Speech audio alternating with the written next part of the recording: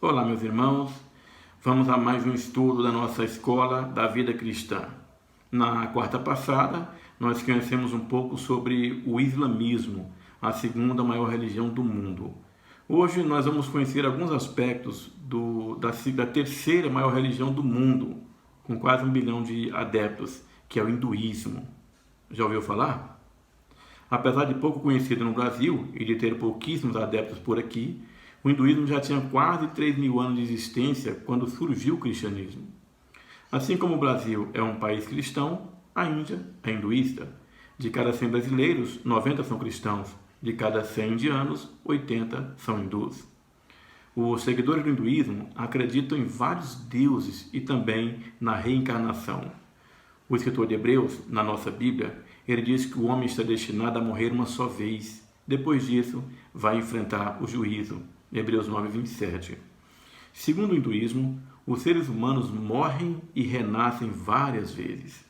Ao longo das muitas vidas, eles têm a oportunidade de evoluir até chegar a um estágio que se unem a Brahma, o que seria equivalente à glória celestial no nosso caso.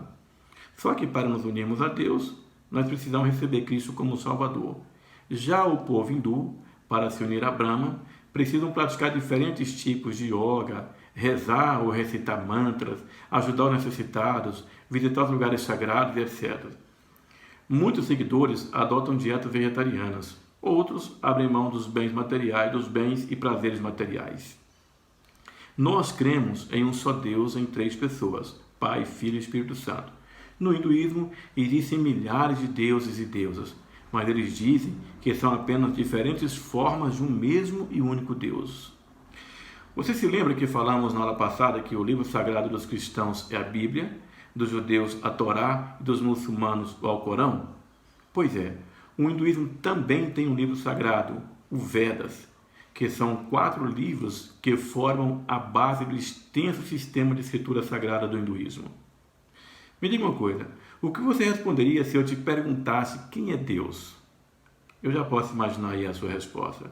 Mas se eu fizer essa mesma pergunta para o hindu, ele vai me dizer que tudo é Deus e Deus é tudo. O hinduísmo ensina, assim como no panteísmo, que o homem está unido com a natureza e com o universo. O universo é Deus e, estando unido ao universo, todos são deuses. Ensina também que esse mesmo Deus é impessoal.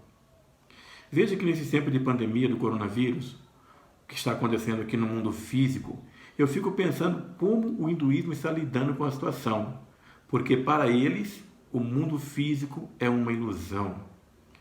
No mundo tridimensional, que eles chamam de Maya, o homem e sua personalidade não passa de um sonho. Para se ver livre dos sofrimentos, que é o pagamento daquilo que foi feito na encarnação passada, os problemas que ele passou, a pessoa deve ficar livre da ilusão da existência pessoal e física. Através da yoga e meditação transcendental, a pessoa pode transcender este muro de ilusões e atingir a iluminação, a libertação final. O hinduísmo ensina que a yoga é um processo de 8 passos, os quais levam à culminação da pessoa transcender ao universo impessoal, no qual o praticante perde o senso de existência individual. Que coisa, hein? Assim como em outra religião bem conhecida, que falaremos mais adiante, eles creem na lei do karma. O bem e o mal que a pessoa faz determinará como ela virá na próxima reencarnação. A maior esperança de um hinduísta é chegar no estágio de se transformar no inexistente. Como seria viver sem a presença ou sem a esperança da vida eterna? Já reparou como é difícil manter uma rotina devocional? Ter que separar um tempo diariamente para falar com Deus é um problema para milhões de cristãos. Muitos coraram o rosto de vergonha dos muçulmanos que oram 5 vezes ao dia. Então, o hinduísmo também tem seus rituais. A maioria dos hindus realizam rituais diários, altar de adoração em casa, queima de velas, incensos, flores e oferendas para deuses. Esses são alguns dos ritos que variam de acordo com a região. Também fazem parte dos rituais dos hindus as práticas de yoga, tantra, meditação e mantras.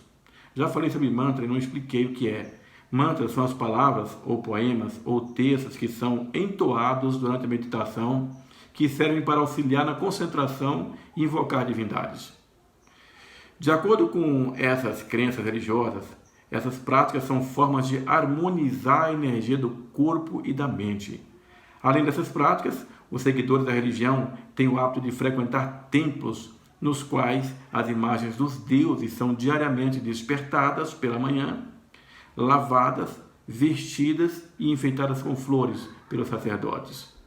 Outros rituais de celebração são a veneração na alvorada, os rituais de purificação, as peregrinações a locais sagrados e algumas festas. Para nós, os batistas, quando nasce uma criança, ela é apresentada no templo pelo pastor ou outro líder da igreja. Quando há um casamento, o casal se apresenta diante do celebrante e recebe a bênção. E quando morre, se realiza o culto fúnebre e o sepultamento.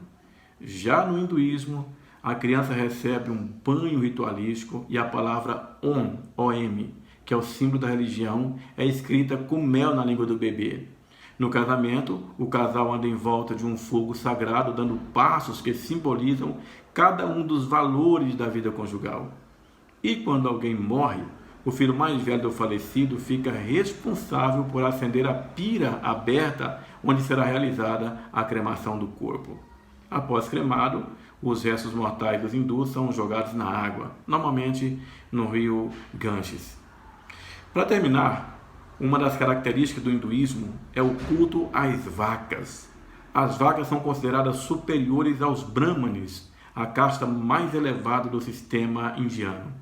Elas podem circular livremente pelas cidades, tranquilamente, sem serem incomodadas, apesar de nem todo indiano concordar com isso.